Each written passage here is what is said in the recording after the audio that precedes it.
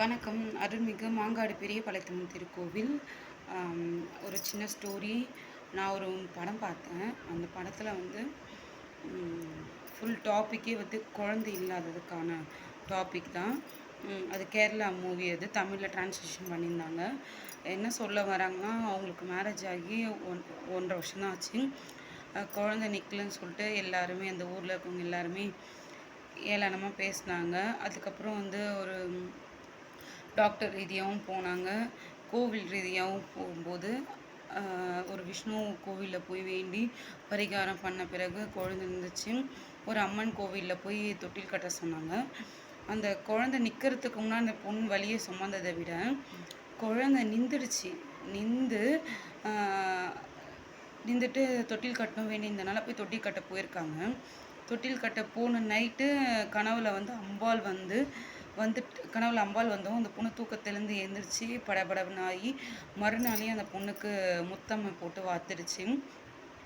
அந்த அம்மா போட்ட உடனே அங்கே இருக்க தெரிஞ்சவங்க அக்கம் பக்கத்தினர் என்ன சொல்கிறாங்கன்னா, ஒரு பெண் மாதமாக இருந்தால் அம்மை போட்டு விட்டால் என்ன அர்த்தம் என்றால் குழந்தைக்கு காது வாய் வந்து கேட்குற தன்மை வந்து பேச்சுத்தன்மை இருக்காது அப்படின்னு சொல்லிட்டு ஒரு ஐதீகமாக.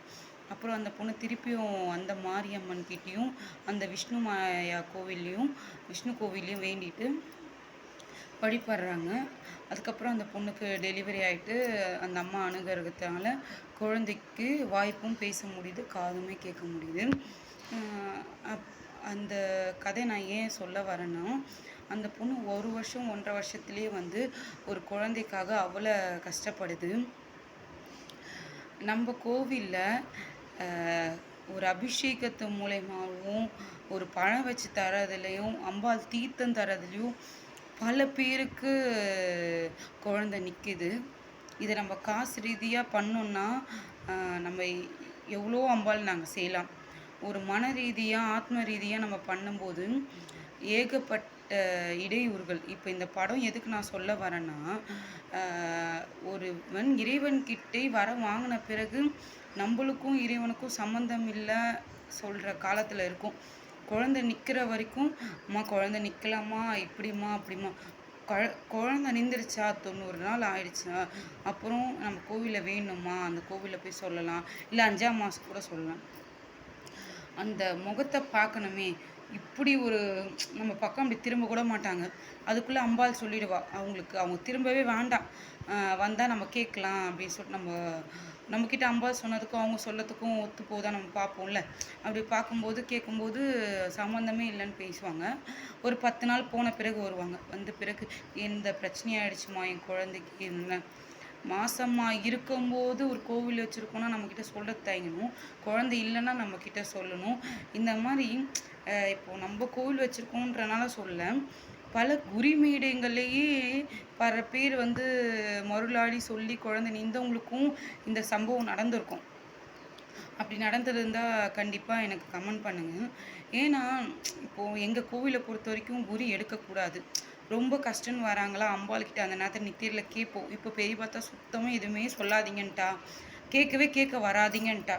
அப்படியே நம்ம கிட்ட போய் அம்மா அப்படி செவி சாய்ச்சி கேட்டால் கூட பவானி பேச மாட்டேங்கிறா, கேட்க மாட்டேங்கிறா. நம்ம அந்த நேரத்துக்குள்ள அவளை நினச்சி ஒரு 2 வார்த்தை சொன்னால் மட்டும்தான் அவங்களுக்கு தப்பிக்க வேண்டிய விஷயமா இருக்கே தவிர, மற்றபடி அம்பாலா என்னைக்கு கொடுக்குறாளோ கொடுக்குறா, வேணும்னா அபிஷேகத்துக்கு போட்டுக்கோங்க அப்படின்ற கட்டாயத்தில் நிர்பந்தத்துலேயும் நாங்கள் இருக்கோம். ஆடி மாதம் நடந்தது. மாசி மாதம் ஒரு பொண்ணுக்கு சாப்பாடு வச்சு கொடுத்து நின்றதுக்கு இன்னமும் அந்த காயத்துலேருந்து நாங்கள் வெளியே வரல. ஒரு கரு நிற்குதுன்னா, உனக்கு பல வருஷம் இல்லாத கோவில் மூலயமா நடக்குதுன்னா, நீ அந்த கோவில் 10 ரூபா செய்யலைன்னா கூட பரவாயில்ல, அவங்கள ஆளை வச்சு மிரட்டி அவங்கள இழிவுபடுத்தி பேசுறது வந்து இன்னைக்கு நாளைக்கு சரியாயிடும்னு கிடையாது. அந்த காயம் எங்கள் மனசுலேருந்து ஆற போகிறது கிடையாது. பவானி கிட்டேருந்து நீங்கள் போகிறது கிடையாது. இந்த காலத்தில் பல பேர் வந்து தாய்மார்கள் வந்து என் பையனுக்கு கல்யாணம் ஆகலை, குழந்தை நிற்கலை, என் பொண்ணுக்கு கல்யாணம் ஆகலை, 35 வயசு ஆனாலும் கல்யாணம் ஆகலை, குழந்தை இல்லை. இதெல்லாம் ஏன் தெரியுமா காரணங்கள்? மாரியோட சாபனம் வாங்கினவங்க என்னைக்கா இருந்தாலும் அது சாபனம் தான். அது இப்போ நேத்தி இல்லை. நீங்கள் சொல்லலாம் ஊரில் எங்கேயுமே பொண்ணு கிடைக்கலங்க, எங்கேயுமே மாப்பிள்ளை கிடைக்கும். இப்ப இருக்க டிமாண்ட பாருங்க. ஒரு காலத்துல சொந்த வீட்டுக்கு கஷ்டப்பட்டோம். இப்ப எல்லார்கிட்டயுமே சொந்த வீடு இருக்கு. ஆனா குழந்தை இருக்கா கேட்டா கிடையாது. ஒரு நல்ல பொண்ணு கிடைக்குதா கல்யாணத்துக்கு கேட்டா கிடையாது. பணம் காசு நம்மகிட்ட இப்ப சீக்கிரமா கிடைக்குதே தவிர, நல்ல உறவினர் இருக்காங்களா கேட்டா கிடையாது. நம்ம கிட்டயே பேசுறவங்கள இந்த கர்ம வினைப்படி நம்ம பார்த்தோம்னா, பாதி பேர்ட்ட பேசவே பிடிக்கல. எப்படின்னா, ஒருத்தங்க கிட்ட வந்தாவே நம்மளுக்கு தெரிஞ்சிடும் அந்த வைப்ரேஷன். மாந்திரீகம் பண்ணவங்க, பண்ணாதவங்க, அடுத்தவங்களுக்கு துரோகம் செஞ்ச கிட்ட வந்தாவே பேச வேணாம். அவாய்ட் பண்ணிட்டு போயிட்டே இருந்துடலாமா? அப்படின்ற சூழ்நிலைக்கு அம்பாள் நம்மள தள்ளிட்டா. வேண்டாம் பேசாத. ஏன்னா, ஒரு கட்டத்து மேல இறைவன் அடைஞ்ச பிறகு இன்னார்கிட்ட பேசும்போது அவங்களுடைய எண்ணங்களே நம்மளுக்கு பிரதிபலிக்குது. அவங்க என்ன நினைக்கிறாங்க மனசுல இந்த இதை பிரதிபலிக்கும்போது, நம்மளுக்கு அது பிடிக்காத ஒரு சூழ்நிலைக்கு தள்ளி நம்மள கஷ்டத்துக்கு ஆக்குறாங்க. இதுக்கப்புறமும் அவர்கள் வந்து என்ன எனக்கு இந்த பிரச்சனைங்க, அந்த பிரச்சனைன்னு சொன்னாலும் நம்ம காது செவி சாய்க்க போறது கிடையாது. அதே நேரத்துல நம்மகிட்ட கஷ்டப்பட்டு குழந்தையே இல்லாத என்னால எதுக்குமே செய்ய முடியாதவங்களுக்கும் நம்ம அம்பாள்கிட்ட பிரார்த்தனை பண்ணி வேண்டி நடந்திருக்கு. ஆனா, சில பேரு எவ்வளோ வசதியா இருந்தாலும் அம்பாளுக்கு செய்யணும்னு நினைக்க மாட்றாங்க. நல்ல உள்ளங்கள், நல்ல எண்ணங்கள் தான் அவர்கள் வீட்ல ஏன் அடுத்தடுத்து ஒரு விசேஷம் நடக்குது? ஏன் அம்பாள் செய்றான்னா, அவர்கள் பண்ண புண்ணியங்களும், மற்றவர்களை ஏளனமா பேசாத சொற்களும் மட்டுமே தான் இதுக்கு காரணமா இருக்கு. நம்ம நினச்சிட்டு இருக்கோம், இப்ப இருக்க காலத்துல நம்ம பசங்களுக்கு வந்து நல்ல வெல் செட்டில் ஆக்கிட்டு போணும். கிடையவே கிடையாது. ஒரே ஒரு செட்டிலு பாவம், புண்ணியம் மட்டும்தான். நம்ம எவ்வளோ பேங்க் பேலன்ஸ்ல எவ்வளோ வச்சாலும், ஒரு நிமிஷம் போதும். ஒரு ஆப்ரேஷன் தியேட்டர்ல போய் படுத்தாலே போதும். நம்மளது எல்லாம் டோட்டல் பணமும் காலியாகி நிக்க வச்சுருவா அம்பாள். ஆனா, கர்ம வினை இருந்தால் ரூ. 5 சாக்லேட்ல கூட முடிக்க முடியும் அந்த மயக்கத்தையும், தலை சுத்தலையும். அந்த அளவுக்கு அம்பாள்கிட்ட நேர்த்தியாவும் நல்ல விஷயங்களும் இருக்கு, தாத்பரியமான விஷயம் இருக்கு. பெரிய பாளையத்துல போய் தீர்த்தம் குடிச்சவங்களுக்கு குணமாகாத வியாதிகள் கிடையவே கிடையாது. அவ்வளோ வியாதிகள் அம்பாள் கிட்ட இருந்து சரியானவங்க பல பேர் இருக்காங்க. ஆனா வெளிப்படையா சொல்ல மாட்டாங்க. அவகிட்ட ஆடி மாதமானா கூட்டம் வர்றத பார்த்தீங்கன்னாவே தெரியும். அவ்வளப்படியான கூட்டங்கள் வருது. ஏன் வருதுன்னா, அங்க பிணியிலிருந்து நோய தீர்க்கிறவளே அந்த மகமாயி பெரிய பாளையத்த தான். நான் ஏன் இந்த விஷயத்த பேச வந்தேன்னா, எவ்வளோ இப்போ வந்து சிவபெருமாளை கும்பிட்றாங்க நிறைய பேர். அப்போ காலத்துல சிவபெருமாள் கும்பிட்டது கிடையாது.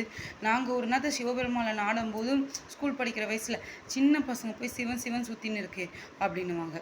நான் சொல்கிறது டீனேஜை கூட நாங்கள் அடையலை. அப்போ சொல்கிறேன். அப்போ சிவ சிவன் சுற்றிட்டு இருக்குங்களே அப்படின்ட்டு. என்னைக்குமே சக்தி இருக்கும் இடம் சிவபெருமாள் இருப்பார். அதை வந்து புரிஞ்சவங்க நல்லது. பெருமாளை கும்பிட மாட்டாங்க. ஏன்னா பயம். பெருமாளை கும்பிடணுன்னா பல ஜென்மம் புண்ணியம் பண்ணியிருந்தா தான் பெருமாளை கும்பிட முடியும். குழந்தை இல்லாதவருக்கு வரம் பிரசாதம் அள்ளி தருகின்றார் மாங்காடு பவானி. சங்கு சக்கரதாரியாக நாராயணன் தங்கையாக இருந்து பவானி நல்லாட்சி புரிகின்றாள். நாளை பெரியபாளையத்தில் திருவிழா முடிஞ்சவங்க போய் பாருங்க. ஆனா நம்மளுக்கு அங்க போக இடம் இருக்குமான்னு தெரியல. ஏன்னா அங்க வந்து அவங்க திருவிழா, அவங்க சுற்றுச்சூழல் இருக்கவங்க அம்பாளுக்கு கோவில் ரீதியா இல்ல, அங்க இருக்க வேப்பஞ்சேல கடைக்காரங்க, அங்க இருக்க ஊர் மக்களா சேர்ந்து நடத்துற திருவிழா. அம்பாள் எப்படி ஏத்துக்கிறா பாருங்க. ஜனங்க கிட்ட இருந்து அன்பால் அரவணைச்சு ஏத்துக்கிறா. தான் என்ற அகங்காரத்தை இல்லாத ஏத்துக்கிறா. இப்போ கூட நம்மள கேட்குற ஒரே வார்த்தை, உங்களால் எப்படி கோயிலை பார்க்க முடியுது? போன வருஷம் 2 வருஷமாவே நீங்கள் என்ன செலவு பண்ணுறீங்கன்னு கேட்ட வீட்டில் எல்லார் வீட்லேயுமே அம்மா போய் நித்தம் அம்மம் போட்டு 15 நாட்களாக வாட்டி எடுத்துட்ருக்கா. உங்க வயித்து பிழப்புக்கு இல்லை என்றால் நாடி வாங்கள் பவானியே. பவானில எந்த ஒரு சுவாமியா இருந்தாலும் தேடி போங்க. இல்ல நீங்க எப்படி கோவிலை வச்சு நடத்துறீங்க, எப்படி அது உங்களுக்கு தேவையில்லாத பிரச்சனை, தேவையில்லாத சொற்கள், தேவையில்லாத வார்த்தைகள். நீங்க வந்தீங்கன்னா குங்கும பிரசாத் தர முடியுதா? அம்பாளுக்கிட்டேருந்து வளையல் தர முடியுதா? ஏன்னா வரவங்க கற்பூரம் கூட வாங்கிட்டு வர மாட்டாங்க பல பேர். நம்மளே தான் தீபாரத்தை காமிச்சு நம்மளே தான் பண்ணுறோம். ஆனால் எப்படி அம்பாளை நேர்த்தியா நீங்கள் பண்ணுறீங்க? எப்படி அது உங்களுக்கு ஏன்? நாங்கள் திருடலை, பொய் சொல்ல. இத்தனைக்கும் நம்ம கோவிலில் குருமேடை கிடையாது. நிறைய பேர் எங்ககிட்ட கேட்குறதே அதான். குருமேடை இல்லாமல் எப்படி பார்க்குறீங்க? 14 வயசுல 3 லட்சம் கடத்தோட தான் எங்கள் அப்பா விட்டுட்டு போனார்.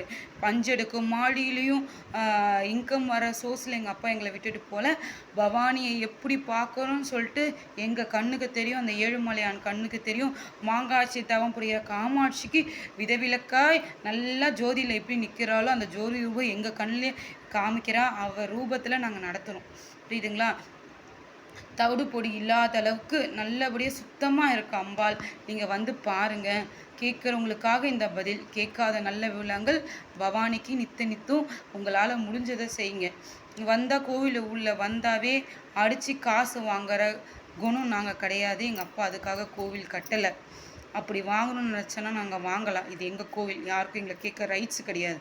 அவள் காசை வாங்கி அவளுக்கு செலவு செய்கிறோமே தவிர, அது கூட மாறி என்றால் பிச்சை எடுத்து செய்யணுன்றதுக்காக தானே தவிர, ஆனால் வருஷத்தில் ஒரு நாள் பத்திரிக்கை அடித்து கேட்குறதுக்கே இத்தனை கொஸ்டின் கேட்குறாங்க.